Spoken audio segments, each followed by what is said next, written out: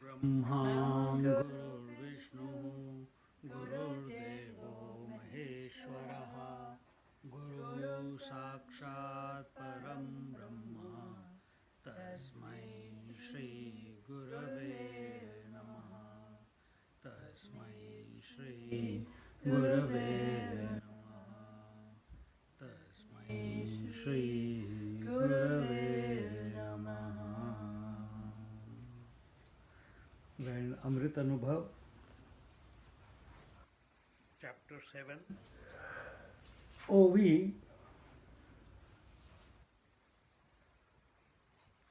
number. What page is it, Paramananda? I think it's 280, I think. 280. 280, page 280. 717. Yeah, 717. 717. Having said that, even the statement about ignorance is possible only because of consciousness, Sant Jnaneshwara now proceeds to establish the important principle that the seer is always one and the seen many. So in the last class, what did we see? That we are talking about ignorance only because we are conscious.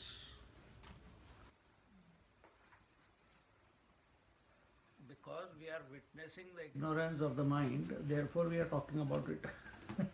Otherwise, how would I talk?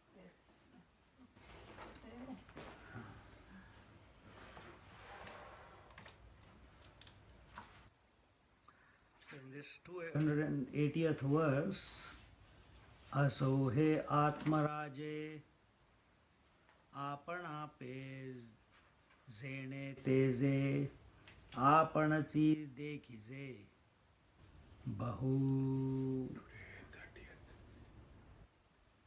बहुये परी. Let it be so. Let us proceed ahead. This king, the self, sees himself in many ways through his self-effulgence. Our purpose in life is not talk about our doubts, is not to talk about ignorance, is not to talk about what we don't know.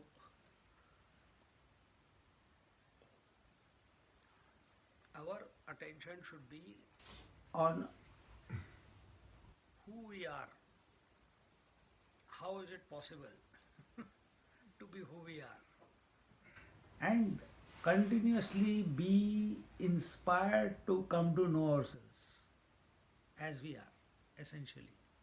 Rather than, sometimes people come to not this class, Panchadashi class, few people have come and gone over the years. Oh, it is difficult, it is, my mind is not able to. Mind will never understand. We are not talking to the mind anyway. We are talking to you, not to the mind. Oh, what do you do? So Jnaneshwar Maharaj here says, let it be. We don't have to, Hindi say, baal ki khal utarna. Meaning, we don't have to remove the skin of the hair. Literal translation. We don't get into trying to work out what logic, ignorance is and all that stuff. He says, instead, focus on the positive. What is the next one? That the self sees himself in many ways. All right. Be it so. Let us accept for a moment that ignorance is that cause of creation. The glory of vibhuti of this Atma Tattva lies in the fact that he continues to be one even while expressing as many. In this way, the drashta is one and the drishya becomes many. Drashta, the seer, drishya, the seen. The seer is one supporting the many seen. So who is the seer? I am the seer. Don't think, oh, some divinity is the seer and he is becoming the many. No, you are the seer. We are talking about you. And are you not supporting the waker, dreamer, deep sleeper? Can waker, dreamer, deep sleeper express without you? No. Can the various limbs of the body express without you? No. Can all the in-breath and out-breath express without you? No. Can all the various emotions express without you? No. Can all the thoughts, concepts, ideas express without you? No. Can the whole world be experienced without you? No. So you are supporting, you are the seer, and all this what we just mentioned is the seen. And you are supporting it. Without you,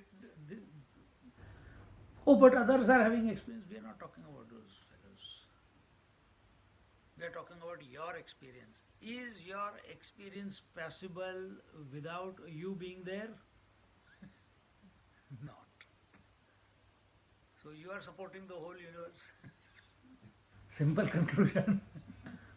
Without you, this experience will not be there. This variety will not be there. These thoughts, these emotions, this breath,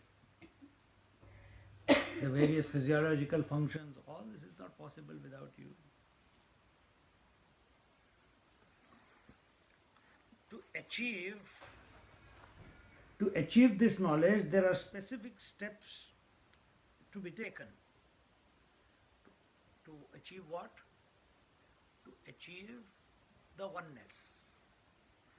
And this oneness is experiencing itself as the many. Huh? So right now what I told you was, one is the seer, you are the seer, and all that is the seed. We have to come to a point where I come to see that this one that I am alone is experiencing the many as its own manifestation. As its own manifestation. So here, the first point is, by viveka or discrimination, one separates oneself from the world of objective knowledge as the knower of the knowledge. Thus one becomes immune to the influence of worldly experiences. So what is the discrimination? What is discrimination? No, I'm sorry. She said that we are two are separate. That is not discrimination. Discrimination is between The real and the unreal. the real and the unreal, the truth and the untruth. Discrimination, when it is between the truth and the untruth, then alone it is called discrimination, not anything else.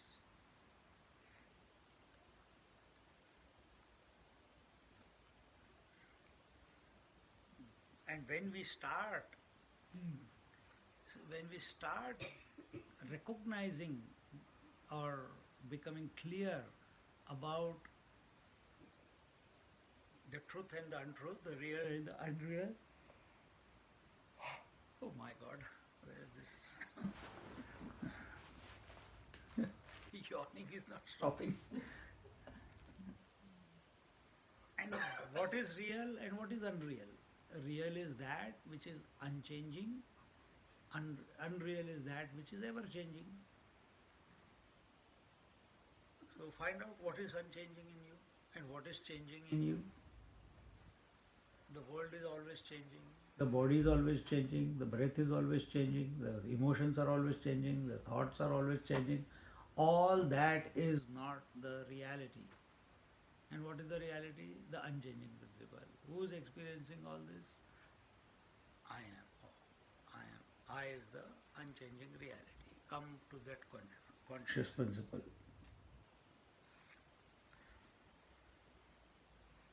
Such a knower state can then inquire further into the nature of the seer or knower. This is the significance of Ramana Maharshi constant refrain: inquire into who you are, the who am I meditation. The validity and urgency of this inquiry arises from the fact that one has identified too much with the gross body. Third, only when the knowledge that the seer I is different from the seen is firmly rooted will there be a consequence, an impact, that is, that nothing in the objective world of experience will take the shape of a thought or value in the mind. Why does why does anything create a thought in your mind? Only because we give it value and attention. But when we have become we separate ourselves by contemplating on the who am I, or this the I is knowing the body, knowing the mind, knowing the intellect. The more it remains separate, that means it is not oscillating with every thought, with every emotion. All these they start having, because there is no ownership. If there is no ownership, they cannot survive. And all the thoughts become zero. They dissolve.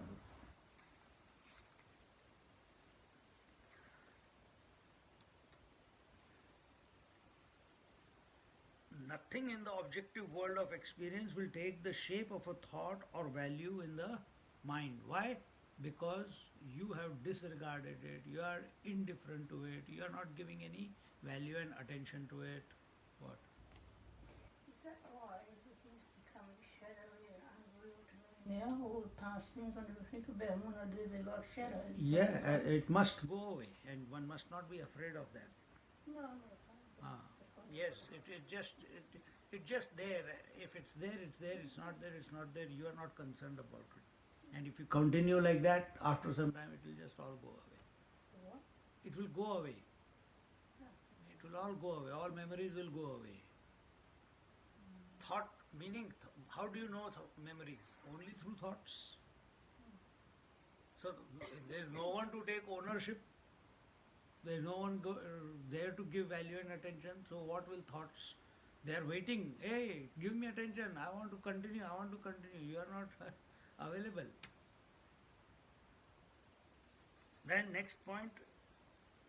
Thus one begins to distance oneself from the world of matter, from the influence of memories of the past and manorajya about the future.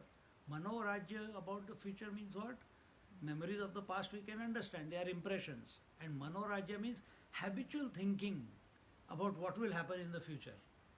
Oh, I'm going to die, oh my God, and we look at other people, oh, I don't want to die like that, oh, I don't want to behave like that, I don't want that to happen to me. Huh? We look at a news that someone has come and done something to someone, and we are in our house, we are afraid, I'm not going to open the door. It has not happened. Why you are worried for unnecessary? Why you are creating a reality just by imagining? You have to program your mind positively. And in this way,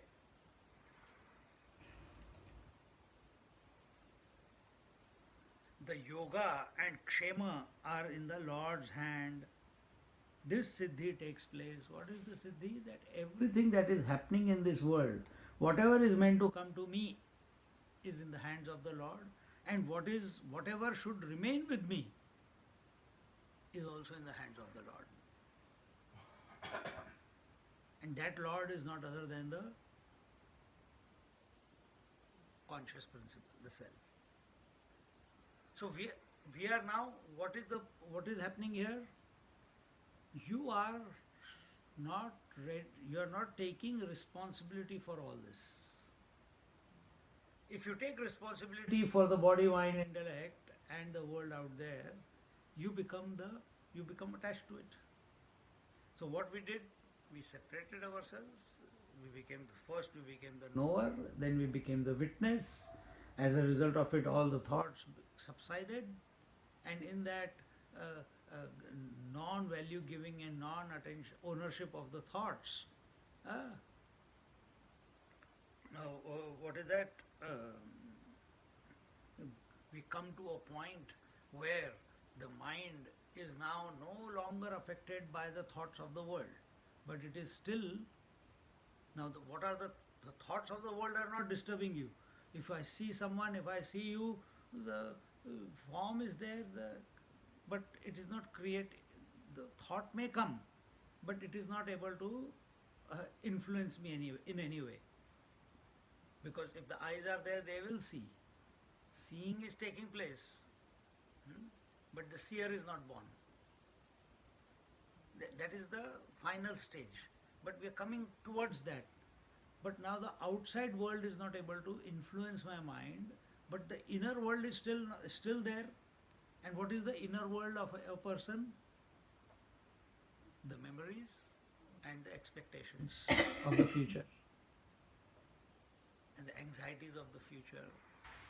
I have to do this, I have to do that, I want to do that, I want to achieve this. I'm afraid of, I hope that does not happen to me.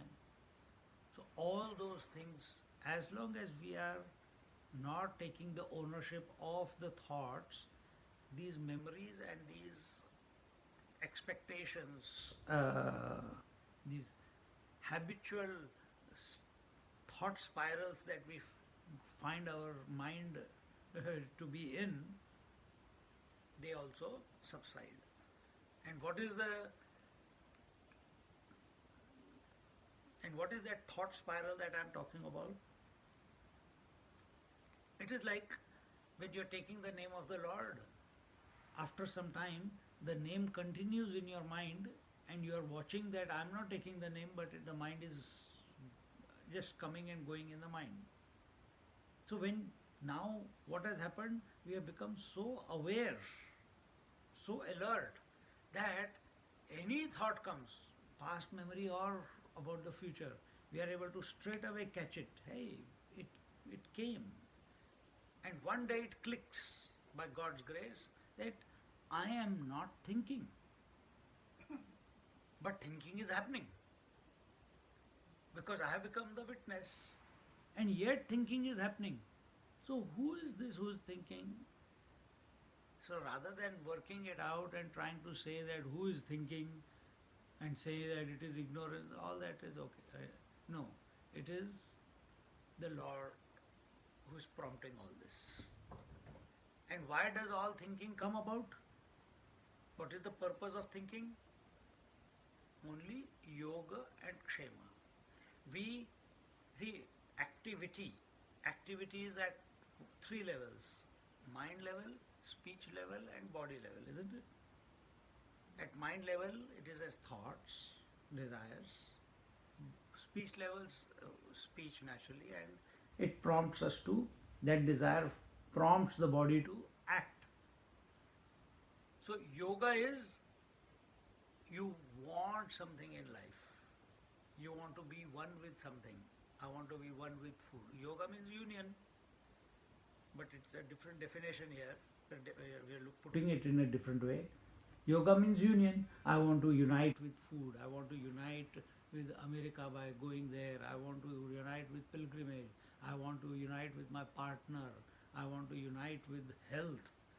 And I want to discard the disease and unite with health. So all these are desires. And continuously our mind involuntarily is wanting something or the other. Isn't it? This is our lot as an individual. And whatever we have got, we want to protect. We don't want to lose. Oh, I made this house, now I don't want to lose it. But is there a guarantee? Now I am healthy, ah, my mind is good, my heart is good, my sugar is good, my blood pressure is good. I hope it maintains. Is there any guarantee? No. So this seeker has come to realize that everything that is happening, whatever I want and whatever needs to be protected, all that is in the hands of some higher. And who is that higher? The Lord. And once it has clicked that everything is by His will, then will I want anything? No. Will I try to protect anything? No. Will I have fear of anything? No. Why? He is taking care. And how have you come to know that He is taking care? Because you are thinking about Him to the exclusion of everything else. Or you are thinking about the self. See? The next step is inquiry about my essential nature, that I am, other than the Panchakoshas, etc. Meaning that I am other than the body, breath, mind, intellect, and the Anandmaya Kosh. So once you have separated yourself from this, right? This is the individual mind, and it is having its own speed, it's having its own thoughts, it's having its own emotions. This fellow is thinking, if I am not thinking, I am not the mind, I am not the intellect, I am not the body, then who is making all this activity possible in the mind, intellect, mind, and body? I am not involved in it now. Then where are these thoughts coming from? Where are these memories coming from? Where are these anxieties coming from? And then this fellow consciously comes to the conclusion that it must be the some higher power. He is thinking still. See, he is still thinking, meaning he is still in the sly little bit a connection with the intellect. But he comes, and what is that last thought? That it must be the Lord who is making all this. So I must become content wherever as I am. I don't need to run after anything, or I don't need to run away from anything in life. See, very important point. If you run after, desire. If you run away from, dislike, hatred,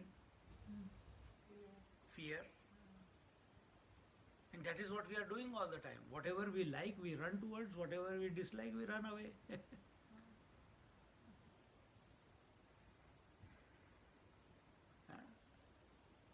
And that generates the momentum.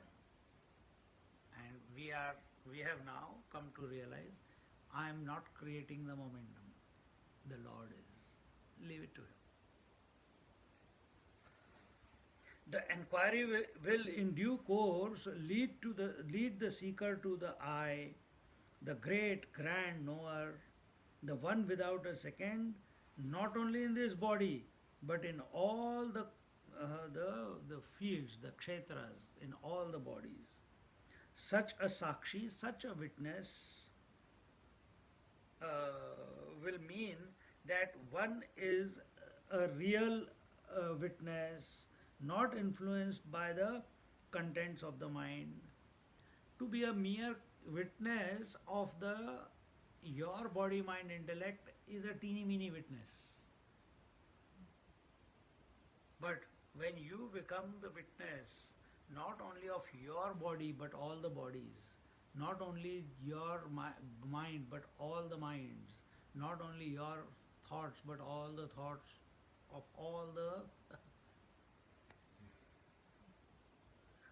all the units, then it's the grand witness, and that you essentially are. And when does that happen? When this fellow first becomes a witness of all this, and then when he inquires, who am I?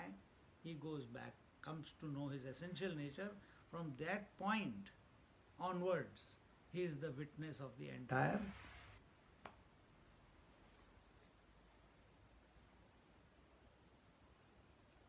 He who is able to stand apart and remain unswayed by the thoughts of desire and anger, he is the, he is the true Sakshi, he is the true witness.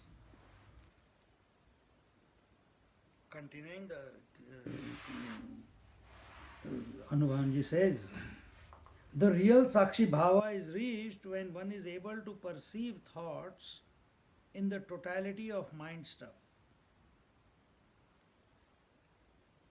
The three boons of Nachiketa signify this progress.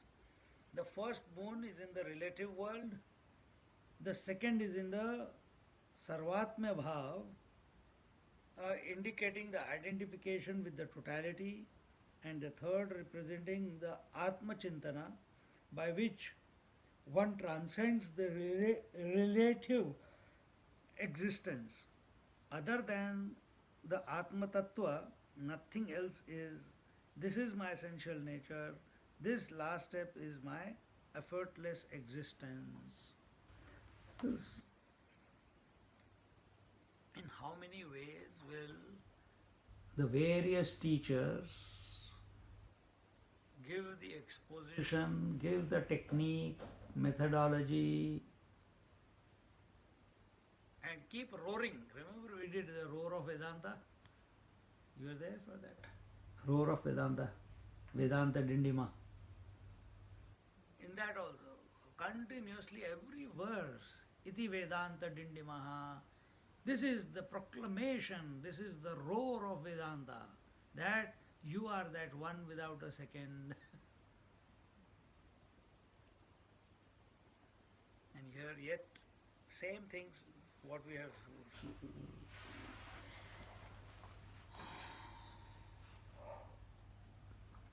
studied before, it's been put again by Swamiji. Now the question of ignorance with which the chapter started is brought back into focus. Nivarchita je zavale techi kita ahe lahe dole dolaya pudhe mile techi taya. How can this ignorance, which cannot stand inquiry, appear before our eyes as an object of knowledge?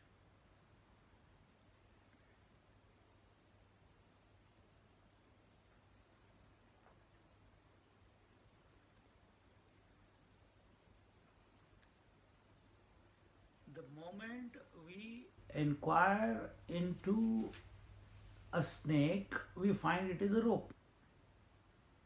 The moment we inquire into a ornament, we find it is gold.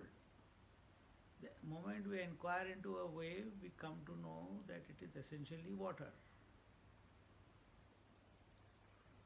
In other words, the moment we inquire into ignorance, when we are inquiring into the wave vanishes, water remains in your attention. You know, actually speaking, yes, it was all water. Unnecessarily I was calling it wave. Wave is still seen, but your attention is on water because your mind has expanded, it is not worried about that. One wave. Same way, when we are focused on the one body, all problems. When we wean ourselves away from the body identification and focus on the whole, on what is the substratum of this body, we come to realize I am that substratum and I am supporting not only this body, all the bodies.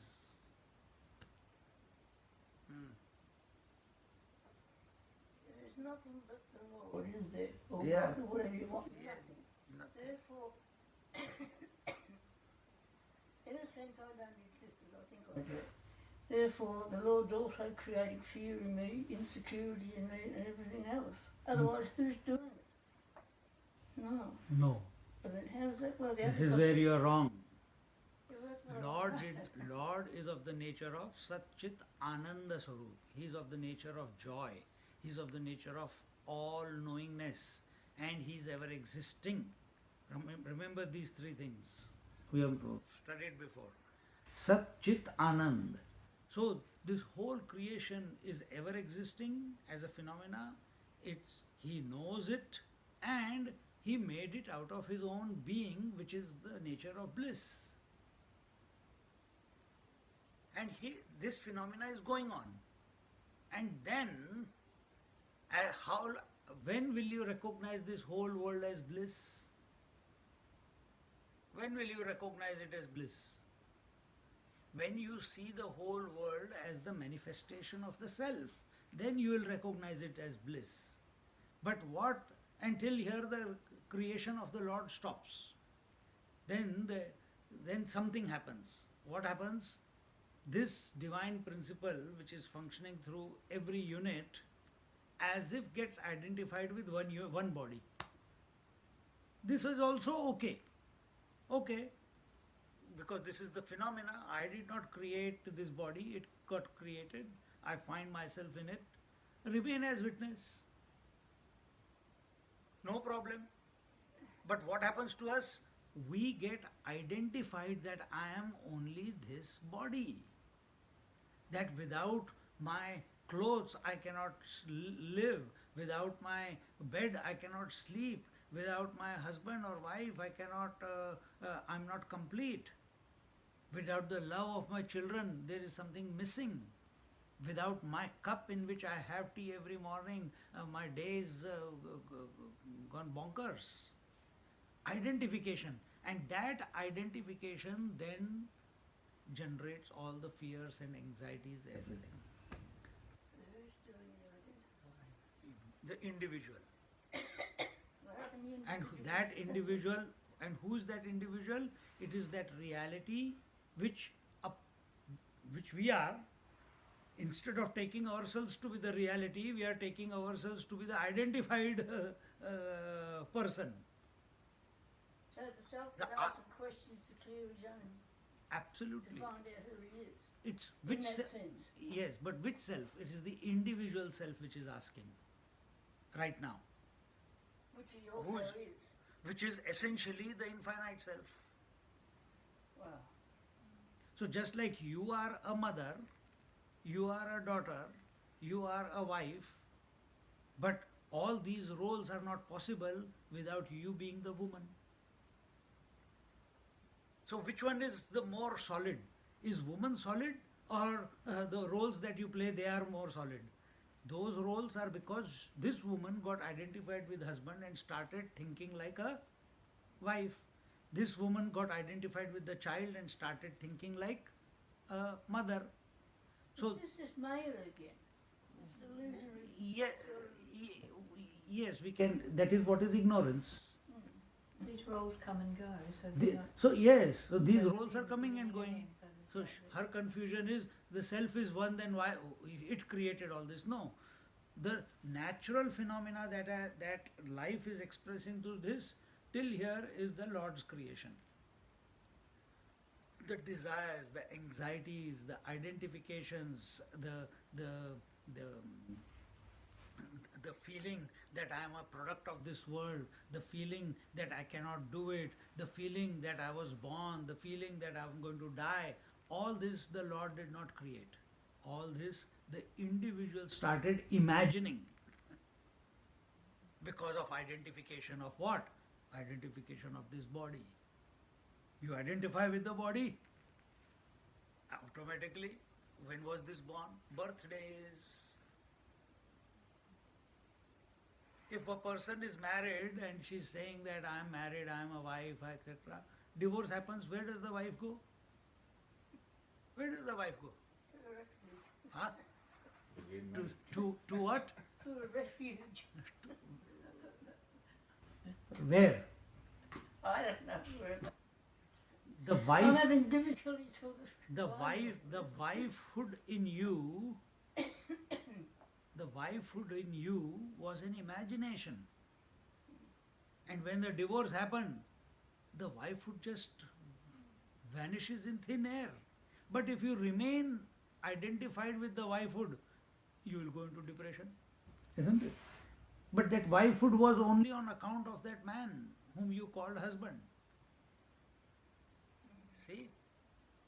So, this individual is called individual only on account of his marriage with the body. And this marriage is not possible. Body is continuously changing. Consciousness that I am is never changing. But this unholy union, which seems to be present all the time in everyone, to come out of this union and recognize that all this is the manifestation of the self alone. It is not that I have got identified with the body. This phenomena is there, but and this phenomena is there as phenomena only when I am an individual. But once I come to abide in myself as the self, I will not see this as a phenomena. There will be no phenomena. Everything will be I. Everything will be the self. And this can be, and that is why it is told, the self is beyond intellect. Right now we are trying to work it out. We are trying to work it out. What it would be, what is that? You cannot. But you have to become focused on it. And in that effort to recognize yourself, and a point will come when you have reached the height of frustration. And that frustration is that I have put all efforts, left, right, north, east, up, down, everywhere, all sides I have looked at it, and I cannot work it out. I cannot work it out. And then the mind drops trying to work the self out. Self is not a product of our thinking. Self is that in whose light thinking is taking place. So when I call you joy, joy is a name in my mind. But you say, it's me, isn't it? When you see your body, you say, it's me. When you think of your thoughts, you say, it's me. So when you are abiding in the self, imagine that master, when he looks at the whole world, he says, it's me. He doesn't see the difference. But first get there. That vision, that expanded vision, that all-inclusive vision will not come by focusing on one body, on focusing on something in this world. By focusing on something unreal, that vision will not come, that grace will not flow. Even though it is flowing all the time, but you have become too solidified. Identification brings concretion of personality. And what we are trying to do is dissolve the personality, and so that this person, this individual, he gets dissolved. And how does he get dissolved? Because he is identified with his mind, so he created a personality. As that personality dissolves, this individual comes to realize that he is essentially the infinite. Because infinity is always present. All we are doing is breaking down the walls. Space is inside, space is outside. The space is thinking, I want to know the total space, I want to know the total space, I want to know the total space.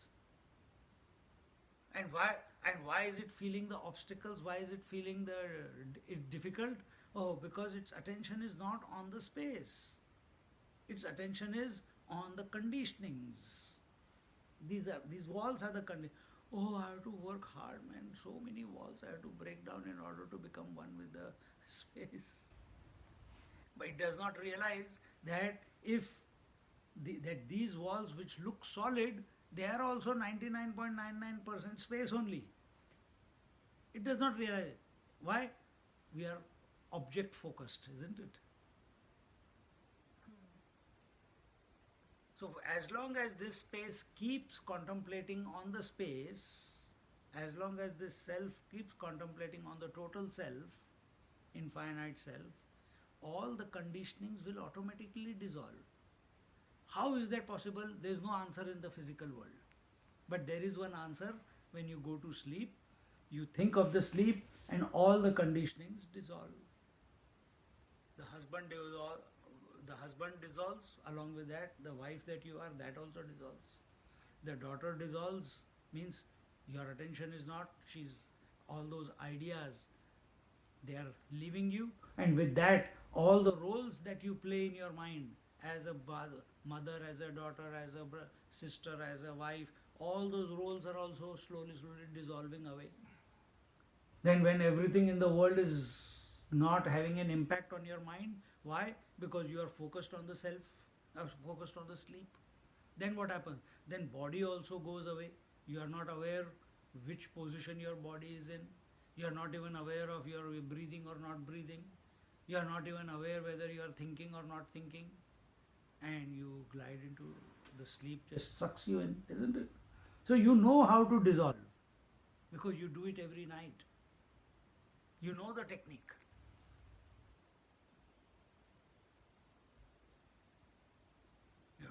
All you have to do it is, right now, we, in sleep, what happens? I gets, the I, along with everything else, gets sucked into the unknown. What is happening on the seat of meditation or in contemplation? I has separated itself from the body, mind, intellect, and it is allowing itself to be sucked into the total, to recognize itself as the total self. There is no, we are just using that word to get sucked. But what is happening? Consciously it is happening though. The mind is dissolving consciously. The body disidentification is happening consciously. You are aware. And how do you stop? How do you reconnect again? Oh, I don't want, I'm losing my memory. Gone. You attack back to the mind. Oh, I did not breathe. Immediately breathing will, the fear will come that I don't want to die. Where is my body? I can't feel my body. Immediately all the pains will become aware. In this, when you are sleeping, all the pains, all the asthma, all the headaches, where they go? You are not aware of them. For 7, 8 hours, 10 hours you sleep. It's all vanished. But the moment you wake up, they all become real again. Where had they gone? So were they real? And what was the discrimination? The first point in this verse was discrimination between the real and the unreal. Everything that which is changing is unreal. So if the pains were real, they should remain in the deep sleep also too. You should be aware of them. But they are not there, isn't it? What happens when a headache wakes you up? Hmm? What happens when a headache wakes you up? It is not that the headache was there in the sleep. When you woke up, you became aware of the headache. You got identified with your head. See? Otherwise you could not sleep whole night. See? So this what you call, this new understanding how this whole thing is working. The technique is there already with you. You are practicing it in your life.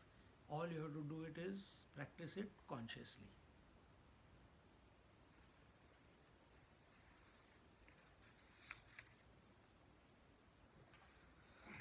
This ignorance which cannot stand to the inquiry, how can it appear before the seer in the form of the seen, when it is stated that the world is the creation of ignorance?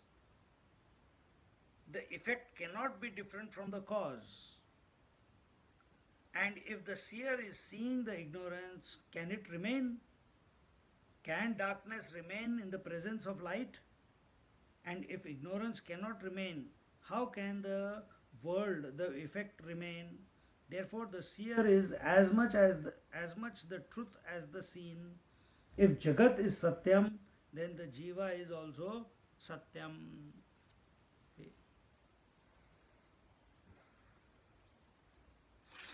As long as we remain at the relative level, there will be day and night, light and darkness, light and darkness, light and darkness, isn't it?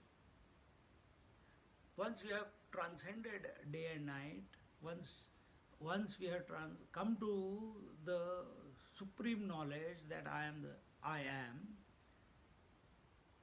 and recognize that this whole expanse is nothing. It reveals that this whole expanse is my vibhuti, my manifestation, it's my extension, it is all me. I can't even use the word extension. It's all me.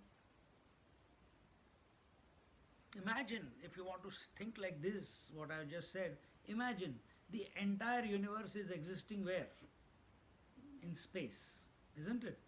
What will be the experience of the space which is accommodating air, fire, water, earth, and the combination of these 4 5 elements into all the species and all the planets and all the galaxies?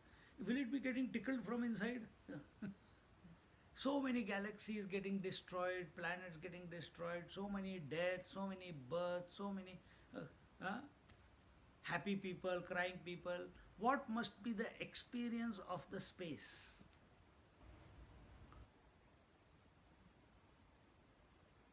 What will be the experience of the space? Which is accommodating the entire cosmos. Because cosmos has to exist somewhere, isn't it? It is existing in space. This is a meditation I am giving you. Instead of thinking me, my hubby, my children, my house, my problems, my diseases, my health, who am I, and become more confused. Drop all that. Come to this. The space is holding the entire universe in its womb. What would the space feel like? My mind holds the entire universe, the dream universe, in its womb, isn't it? In the dream. There I got no problem. Why do I have problem in the waking that my mind is holding the whole universe? Why? So outside space is holding the entire universe. Mental space in dream is holding the whole universe of the dream world. But in the waking I got a problem. True or not? We know the dream. Suddenly in the waking I think that I am a part of the universe. We know the dream isn't real. We know the after dream. we wake up. Yes, yes. Yeah. After we wake up. So in the waking, if that is what we have to come to, why not now in the waking plane do this meditation that the whole universe, this is told by the Lord Krishna in 11th chapter. He says, you may let the eyes see, hear, touch, feel, whatever, but in the depths of your heart, you contemplate on the total. You contemplate on the cosmic form of mind. That how the whole universe is existing in the space. You keep that form in my mind. But that normally a form means contours, beginning and end. Cosmic form has got no beginning and no end.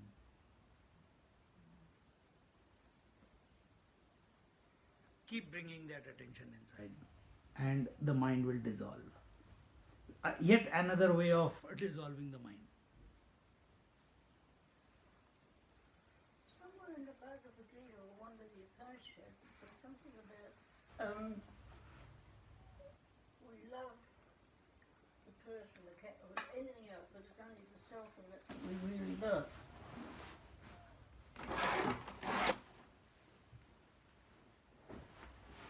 Then after a while you begin to see that same self in you in the other thing. What's that about? That's sort of a... That's one in the many.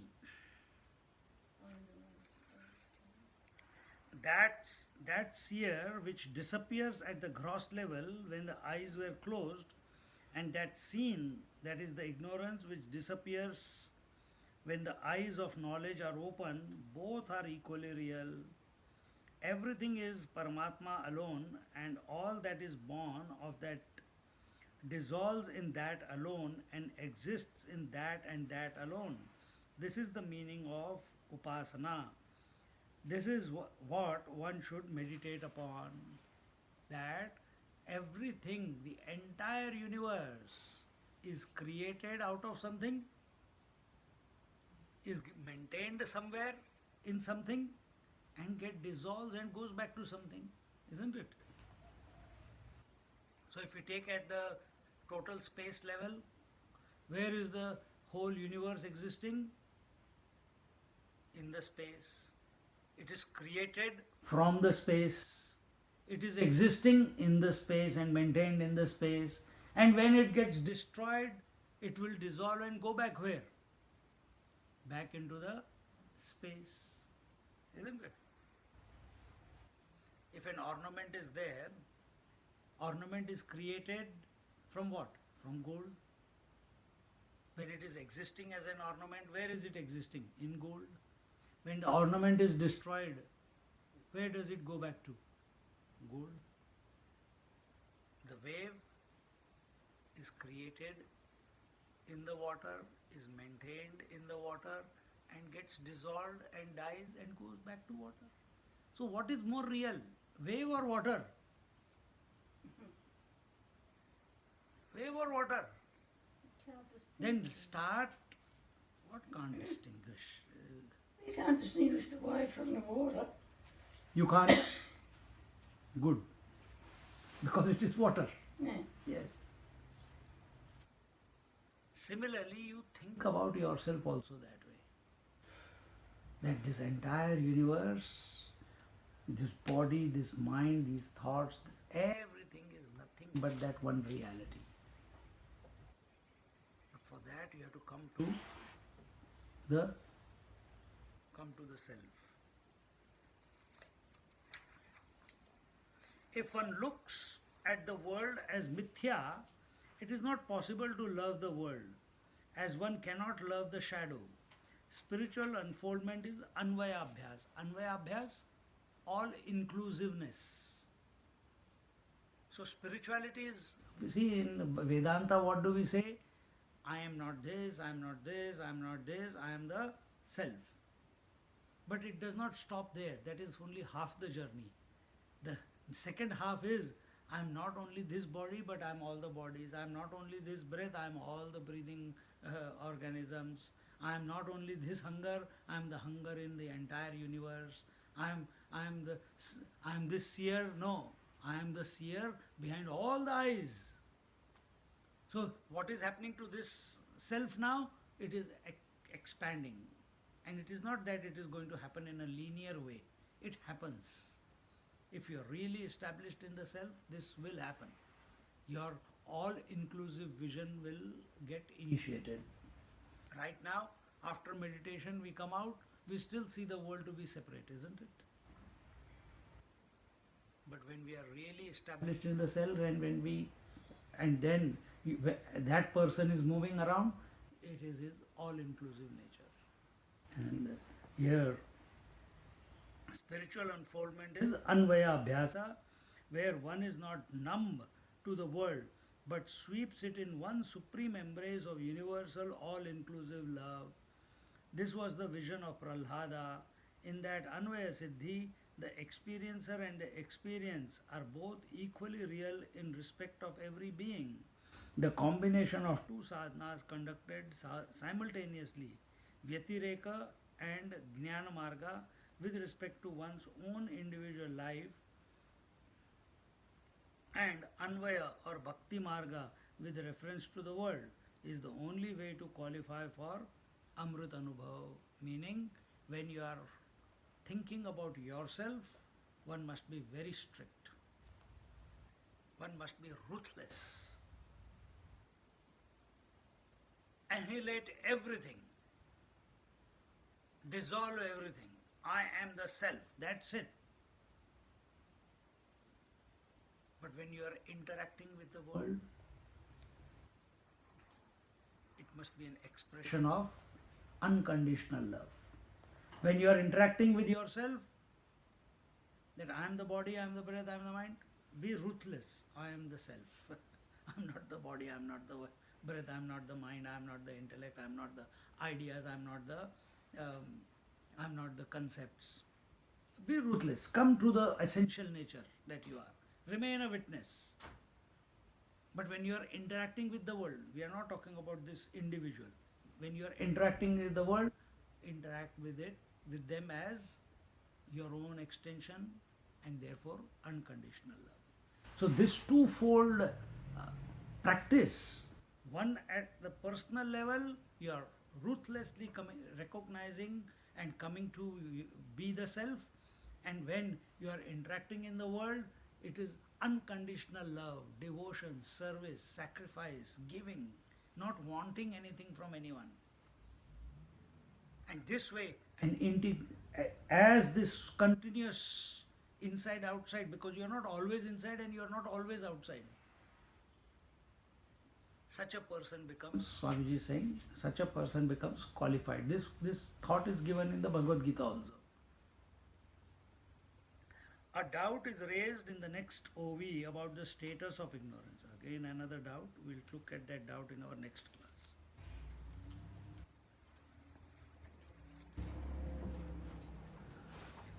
Om Purnamada Purnamidam Purnat Purnamudachyate Purnasya Purnamadaya Purnamevavashishyate. Om Shanti Shanti Shanti. Harihi Om Shri Gurubhyo Namaha. Harihi Om.